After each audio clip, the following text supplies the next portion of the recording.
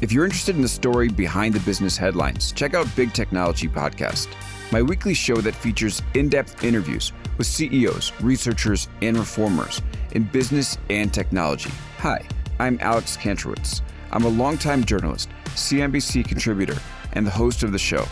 I empty my Rolodex every Wednesday to bring you awesome episodes, so go check out Big Technology Podcast. It's available on all podcast apps. Would love to have you as a listener. From LinkedIn News, I'm Jessie Hempel, host of the Hello Monday podcast.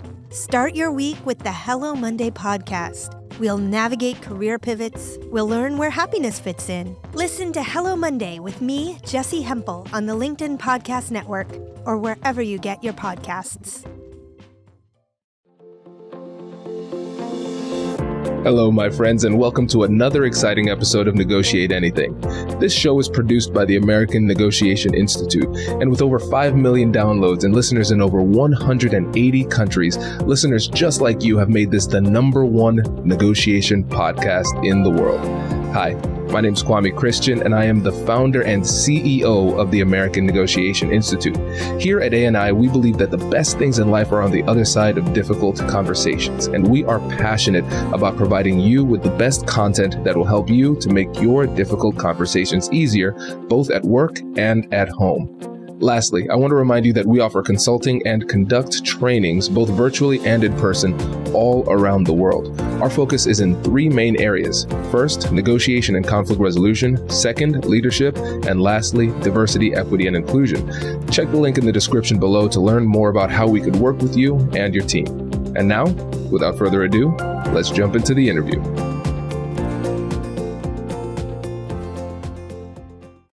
Kelli, thanks for joining us today. Oh, thank you so much for having me.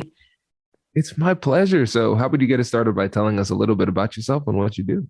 Yeah, so I'm Kelli Thompson. I'm a women's leadership coach. I'm an author. I'm a speaker. And I'm on a mission to help women advance the rooms where decisions are made. And so I've done that by writing a book. It's called Closing the Confidence Gap.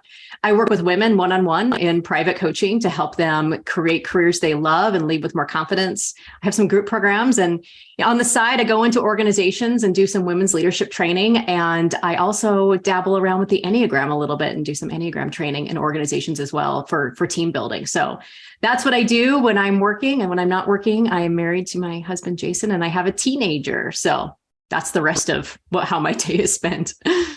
Oh, this is great. And listeners, I know if you've been listening to this show a lot, you know, in my mind, there's so many different angles we could go down. We could talk about the Enneagram. We could talk about negotiating with family, your kids, those type of things. We could bond over the fact that we both have the word confidence in our book titles, all of these things, so many different places. But today we're going to talk about how to talk about money, something that's important, but people really struggle with. And so, Kelli, when I asked you, hey, what is really energizing you? That was the first thing that came to mind. Why is that so important to you? You know, it's so important to me. And I just want to start, I think, with the story. You know, when I was little, I remember the only thing I ever wanted to be growing up was a meteorologist. I watched the news. I loved the weather. I loved standing outside. I'm from Nebraska, so I had a lot of opportunities to do that. And I remember I was also a curious kid who also asked my parents lots of inappropriate questions like, how much money do you make? You know, what do you make at work? What about your bills? Why is my baby sister so much younger than me? I mean, you know, it was endless. And I always remember my mom telling me, she said, Kelli, it's not polite to talk about money, and you should never ask people what they make. And I don't think I'm the only person that kind of heard that message around money. And so I recognized from an early age, I had this weird contrast of I wanted to be a meteorologist, and the weather is the easiest, most safest thing to talk about. But money was really fascinating to me. But I'm like, but money we can't talk about. Like, what if money was as easy to talk about as the weather? And so, you know, actually, I didn't become a meteorologist. I actually went to college and went into banking, because money fascinated me. I remember actually later on in my mom's career, she actually became a financial advisor. And so even her stance about talking about money changed. She came home one day with like this little paper slider tool, and it showed you if you invested so many dollars per month, this is how much money you would have, you know, in 30, 40, 50 years. And my mind was blown. I was like, whoa, I've never seen this before.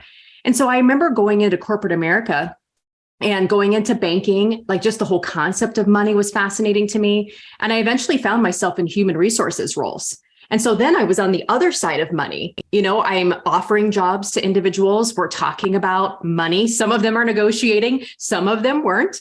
We're looking at, what's the range for what roles get paid. I remember bringing people on to our organization and I would see offer letters and I'm like, oh, all these new people we're bringing in are getting paid more than the existing people at our company. And so I remember just this conversation around money just became so fascinating to me because as an HR person, I was talking then about money all day long, negotiating, being on the other end of that. But then as I kind of progressed in my career, I had to take my own advice and, learn how to negotiate as well. And I think the reason why I became so fascinated by it is because I noticed there was a gap. Men would come into roles and they would always negotiate. And when they did negotiate, they would negotiate for much more than what women did. I noticed that in their job applications, they not always, typically listed a higher starting salary than maybe what their female counterparts were listing. And so it just became really fascinating to me as I was watching, like, gosh, why does it seem so easy for men to talk about money? And as an HR person and a leader and a coach, I'm having so many coaching conversations with women about asking for simply what they deserve. And so that was probably a very long answer to just this fascination with money kind of started at a young age, hearing messages, oh, we shouldn't talk about money, to really starting to actually learn more how money worked and just becoming fascinated with how disparate it is between gender. And I've seen it with my own eyes. Yes, no, this is really helpful. That background is really helpful. And it's important because money is an important thing in our lives. We can't avoid it, right? And so I think there's that temptation where we say, all right, message of the podcast, have those conversations about money, but that's not where we're going to stop it. Right. We have to go deeper. And so I want to kind of foreshadow what my follow-up question will be like, because I'm going to talk about the gender dynamics in the follow-up question. But I want to start in general, and you touched on this. What is it about that conversation about money that makes it so scary and touchy and sensitive for people? Yeah. So I'll just tell you things that I've heard and that I felt. When I was an HR person, I spent a good majority of my time just talking about salary negotiation, right? That's what you do. You talk to the HR person when you get a job. And I just heard so many things as an HR person, and I hear it today as a coach from women. Things like, oh, I shouldn't have to ask. Oh gosh, I don't want to look pushy. I don't want to come across as greedy. I don't want to be rude. I should just be grateful that they offered this. I also hear things like, well, you know what? The offer is higher than what I currently make. So would it be bad to negotiate because I'm already getting a raise? I also hear things like, I didn't meet all of the qualifications that were listed on the job. So maybe I shouldn't ask for as much as I think I should. They justify, the reasons why they shouldn't ask. And so those messages came somewhere. And I think sometimes the reason we don't ask is, one, maybe we never had someone in our lives sitting down and talking with us and having that conversation about talking about money. Maybe everybody's upbringing was different. However, there are just some norms that typically men have been more comfortable talking about money. There's research that shows that they talk more about money with friends than women do. And so, it's just some of the messages that women have heard about talking about money is, you don't need to worry about that. Your partner will handle it. Don't be pushy, just be grateful. And I think sometimes there's just been some gender differences that we've heard in talking about money.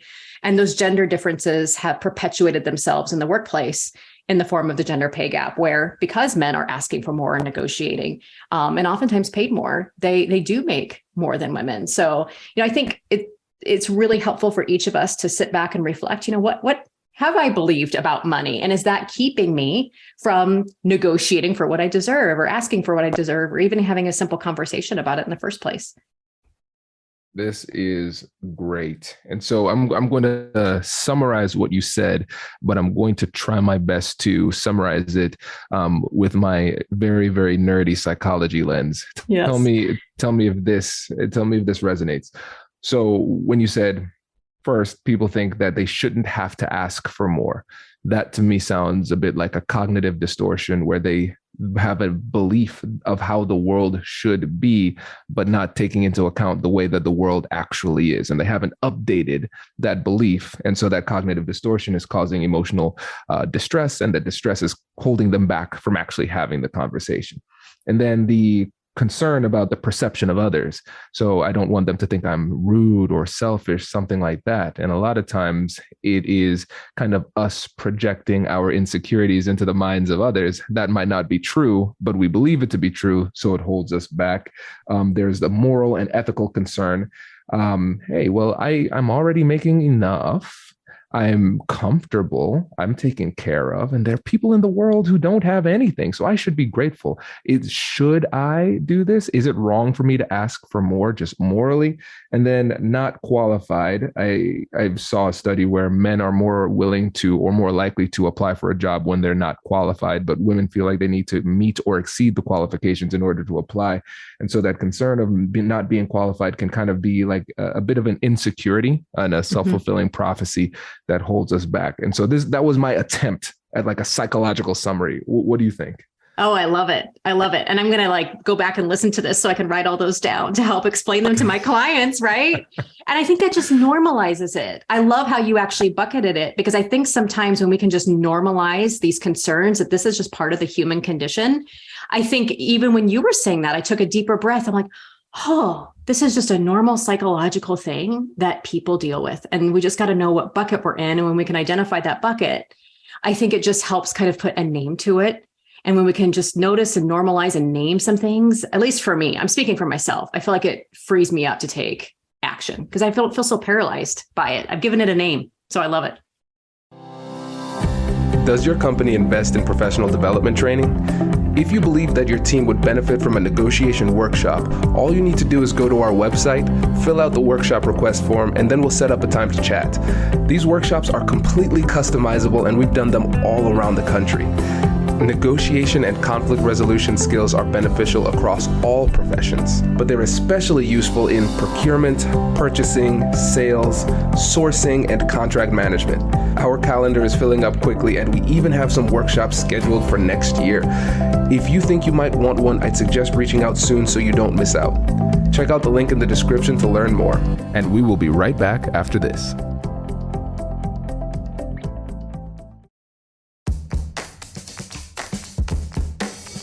Hey you, I'm Andrew Seaman. Do you want a new job? Or do you want to move forward in your career?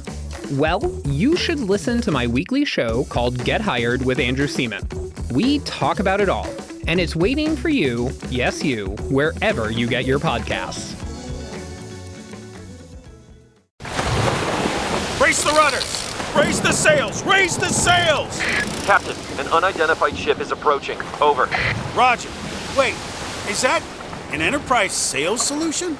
Reach sales professionals, not professional sailors. With LinkedIn ads, you can target the right people by industry, job title, and more. We'll even give you a $100 credit on your next campaign. Get started today at linkedin.com/marketer. Terms and conditions apply. Yeah, it's helpful because when you have a label, when you have a name, then you actually have a target. I think otherwise you can kind of look at yourself and say, I'm broken, I'm messed up, I'm the problem. And then that can lead to shame. And then shame causes us to pull back. And so we're not engaging in the difficult conversation, and we're not even really wrestling with it internally because it's such a shameful thing. We don't feel comfortable even exploring it. So yeah, that normalization, that's important, because then when you realize, oh, this is just common psychology. I'm just human. Yeah. That's what Dang it. I'm part of the human condition, right? Exactly. It makes it a lot more approachable. This is good. Okay. So when you think about your clients that you've worked with, let's say there's somebody who checks all of those boxes. I shouldn't have to do this. I don't want people to think poorly of me, those type of things. And they say, Kelli, help me. Mm-hmm. What are the internal changes that they need to make in order to feel more comfortable and confident talking about money? Yeah. So we really start with internal work. And so I'm glad we're talking about the psychology of it. So when I have a client who comes to me and says, oh, gosh, I just don't think I'm qualified to ask for this salary range, or, what I think I should. we often start and say, okay, let's just kind of unpack that a little bit. Tell me why you don't feel qualified. I even ask them, like, when you think about the thought of like not feeling qualified, where do you feel that in your body? And sometimes they tell me, oh, I feel it in my stomach. I feel sick. I feel contracted. And that can be a big clue for them energetically that what they're feeling actually really is in alignment with their truths. It's not a way that we want to move forward. And so sometimes I just ask them just to flip it. I just say, you know what, let's just explore the opposite for a moment. I want you to tell me at least 3 or 4 reasons why you are qualified. And, luckily, if they're in the job search process, if they kind of get that blank look on their face, I'm like, well, let's pull out your resume, shall we? And, even just, having that evidence of like, well, I launched this big project. I saved my organization $3 million. I, funded this, big program, and now the company is more successful. And so I'm like, so it sounds to me like there's actually quite a bit of evidence that you are qualified. And lots of times when we can kind of look at that evidence, they're like, oh yeah, the opposite is just as true. My brain thinks I'm not qualified. That doesn't feel good. And when I don't feel good, I don't take action, but here's all this evidence. Yeah, I actually am qualified. So if you're listening and you're like, gosh, that's me, I would really encourage you to think about what are 3 to 4 reasons why you are qualified. Think about things that you've done in your career that you would be proud of telling someone. And then really go in and be like, well, how does that feel in your body? A lot of times when I'm talking with them, they're like, oh, well, I feel light. I feel excited. Like this feels good, right? And it's okay. Well, if you're feeling like you have this evidence, it feels good in your body, it feels in alignment, what might be the next right action you can take, knowing that you are believing that you are qualified? Like, well, I'm going to ask for what I'm worth. And I'm like, that sounds great. And then we can get into more scripting that. And what does that actually sound like? Oh, so much to talk about here. So first, I want to talk about the IKEA effect. And so what they found is that people who buy furniture from IKEA, because they have to build it, they feel a greater emotional attachment to it. And I think about it from the context of difficult conversations. Collaboration builds commitment. So the more involved in the process they are, the more bought in they are. Because what I didn't hear was you stood up on a chair and wagged your finger and said, you need to believe in yourself and do this. And they're like, okay, Kelly, geez, I'll do it. Right? No, you had them argue it for you, right? You tell me why you're qualified. And so when they feel part of the process, they contributed to the conversation, they're more bought in. So then when you ask, what do you think you should do? You're not telling them what to do. You're having them tell themselves. It makes it more likely for them to do it and then do it confidently. So I think that's really, really smart. And I think that's something that we all could incorporate in our difficult conversations as well. Just ask somebody to say, hypothetically, what if the opposite was true? How would you go about arguing that? I think that's very, very, very powerful. And I love the fact that we're using evidence and it's objective. So it's not just like random motivation and getting people hyped up, because if you get people hyped up, it is a very, very powerful, but very fleeting energy source. And so you think about a conference. It's like, hey, I went to this motivational conference. This is great. I'm going to conquer the world. And then seven days later, you're like, man, I'm going to conquer these potato chips on this couch because I'm not feeling it anymore. Yes. So I love this approach. It's so powerful. Thank you. And, I love, I'm big on evidence, and a lot of places where I want them to use evidence as well is to find the data on the salary ranges. We are so lucky today versus when I was on the other side of HR back in 2008, 2009, that salary ranges are becoming more published. You can go to LinkedIn and just look at some jobs, right? And a lot of those jobs now have salary ranges, which is amazing. You can go to Glassdoor, you can go to salary.com, payscale.com. There's even a company that looks at ranges for small companies. It's called opencomp.com, the Bureau of Labor Statistics. So when I talk about bringing data and bringing evidence, it's not just looking at the actual things we've done in our career, but let's just go see what the data says about your pay range, right? And what are people actually getting paid in the market? Because I think sometimes that can also open our eyes to say, oh, gosh, you know what?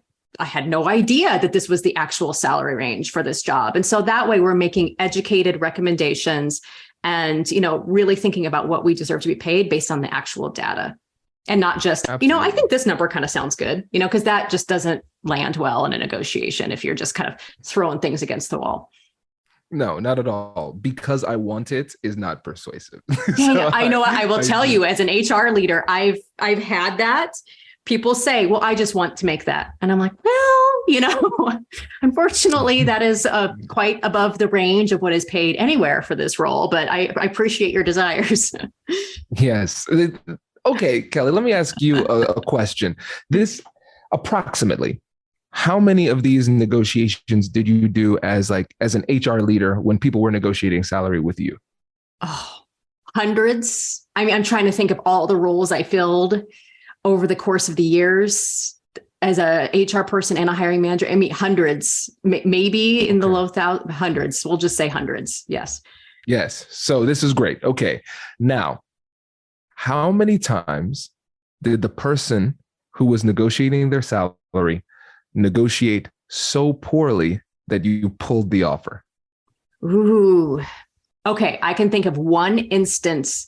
They negotiated poorly. There were some that just said, well, I feel like I should make that much. And when we did bring them down to reality, there were some things that were worked out. But I remember one case that has always stuck out with me, that this individual stated a number that they wanted. And this individual's reasoning was that they wanted their partner to be able to stay home. And in order for their partner to stay home, they needed to make that amount of money because that was the lifestyle they wanted. And it was so far out of range. I mean, we just couldn't, it just wasn't even in the data points. And we just couldn't we're like, well, you know what? This is our best offer. This is what is being paid market for this role. And so this is our final and best offer. And this individual just wouldn't take it. And so unfortunately, we couldn't, hire that individual, but they had an ideal of a lifestyle they wanted to create. And we just had some data and a budget to work with that we thought was very fair, but we just couldn't make it work. And so ultimately we hired someone else. Okay. So, and correct me if I'm wrong, because I'm getting excited, Kelli. So it's sounding like you've never said, I am so offended by this person asking for more money that I'm pulling the offer. You referenced a time where you went back and forth and then the offer wasn't accepted and then you went with somebody else. But you've never pulled an offer because never pulled an offer. Yeah, because at the end of the day, I guess I look at it as it's two individuals coming with a choice. As a person who is extending an offer, I have, an amount I can give you. This is my best and final. And so then it's up to you on if you're going to accept that or not. But I've never had somebody be so disrespectful or something where we've had to pull an offer. But yeah, it's happened where, they were demanding way higher. And I'm sorry, but this is our best and final offer. So it's up to you on if you want that or not. Okay. Now, when you think about the women that you've worked with, how many of them have expressed a fear and said, Kelli, I'm afraid of negotiating because I think they'll pull the offer? Oh, how many times so have you heard that? Many. I love where this is going. Okay. So yes, when I talk with women, more often than not, a big concern that comes up is this. In fact, I'm talking to a client right now. Okay, so what if I go and tell this company that this is what I make, and then they just want to stop talking to me?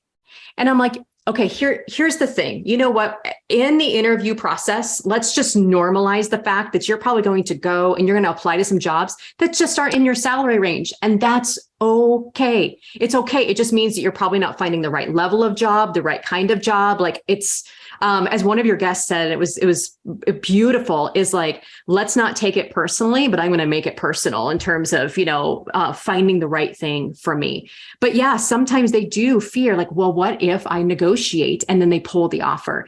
In my experience as a coach, and I've helped hundreds of women through salary negotiations, I have never heard where they've gone to negotiate and then the offer was pulled. Now, have I heard where they've gone to negotiate or they're in the negotiation process and they can't get to that exact number? Yeah. And the employer says, gosh, this is as high as we can go. Thank you for asking. And they either take the job or they don't. But I've never been on the other end of it with a client where they've been, respectfully and tactfully and thoughtfully negotiating where somebody says, well, we're just going to pull the offer. I haven't seen it. Has it happened? Probably, but I haven't seen it. Yes. Oh, this is great, Kelli. So this reminds me of one of my favorite acronyms for fear: false evidence appearing real, right? Yeah. And so it is a fear that holds us back. But when you just look at it statistically, it is unlikely to really manifest itself in a meaningful way. Now, that doesn't mean that every negotiation is going to go exactly how you want, but it's like I say on the podcast all the time, negotiation isn't the art of deal making, it's the art of deal discovery. I'm coming to this conversation to chat with you to see whether or not there's a deal to be made. Sometimes that number just does not match. And I think when people have that fear of negotiation and they say, well, it's the, I don't want to give that number because I'm afraid they'll say no, they'll get offended or things like that. Or maybe the negotiation won't be successful. Good. Yeah. Because that's a deal that shouldn't have been made, number one, and you get an opportunity to practice. So when you do negotiate with the job that is for you, you'll be more skilled and more confident too. So it's a win-win. Oh, 100%. And that's exactly what I tell my clients. I'm like, job interviewing is a lot like dating. Like, it's just not that different, right? You just sometimes have to go on a lot of dates and have a lot of conversations before you find the right one. And I think there's two things that are really important to remember here. One, I am always encouraging my clients to negotiate in alignment with their values. So showing up, getting curious, making requests, having conversations in a way that feels aligned to them so that no matter what happens, whether they reach a deal or we don't reach a deal, I walk away from that interaction feeling good because I showed up in a way that honors myself. And then on the other end of that, like I always remind folks, I'm like, listen, like I've been on the other end of hundreds of these conversations. For us as HR people, talking about money is like talking about the weather. All day long, I get on the phone, I'm interviewing, how much are you making? What's your current salary? Like making offers. Like, I remember working at a bank and being a bank teller and opening my cash drawer and seeing all the money. And the first time you see all that money, you're like, whoa, but then after a while, it's literally just paper. And so I really just want to normalize this for folks that one, yes, negotiate in alignment with your values. But remember, on the other end is an individual who literally talks about money all day long. And for them, this is just business, right? It's just the weather. And so I think sometimes when we can normalize that like me on the other end, I expected people to negotiate. I expected people to ask. I was ready to talk about money. So just know that HR folks are ready to talk about money. So don't let us down. This is great. Kelli, I appreciate this. This is great. If I did not own the company, it encourages me to negotiate my own salary. So I hope everybody else listening to this episode says, you know what, I'm going to go out and get that money. I'm going to make Kelli proud. And let's say somebody's saying, listen, I want to get that money, but I need some confidence. Maybe I need some coaching. What is the best way for them to reach you? The best way to find me is my website, KelliRaeThompson.com. I'm Kelli with an I, an R-A-E. On my website, under the downloads tab, I actually have a free salary negotiation guide that has tips. It has scripts, which everybody loves a script, so they know what to say to make it their own. And then, of course, I love to hang out on LinkedIn. And so I'm LinkedIn/Kelli Rae Thompson, and I'm on Instagram at Kelli Rae Thompson as well. Awesome. Listeners, we will have links to all of those in the description of this episode. Kelli, thank you so much for joining us. Really appreciate it. Oh, congratulations. Thank you. I love being here talking about money. You've just joined an elite club. By listening to a full episode, you're now officially on the Negotiate Anything team. So welcome aboard. What most team members do is they subscribe to the podcast because that allows them to automatically get the latest episodes of the show. The best things in life lie on the other side of difficult conversations. Keep learning, keep practicing, and keep getting better. Your relationships will improve, your career will soar, and you'll have the confidence you need to get the most out of these crucial conversations. Again, thank you for joining the team. We're excited to have you, and I will see you in the next episode. I'll catch you later.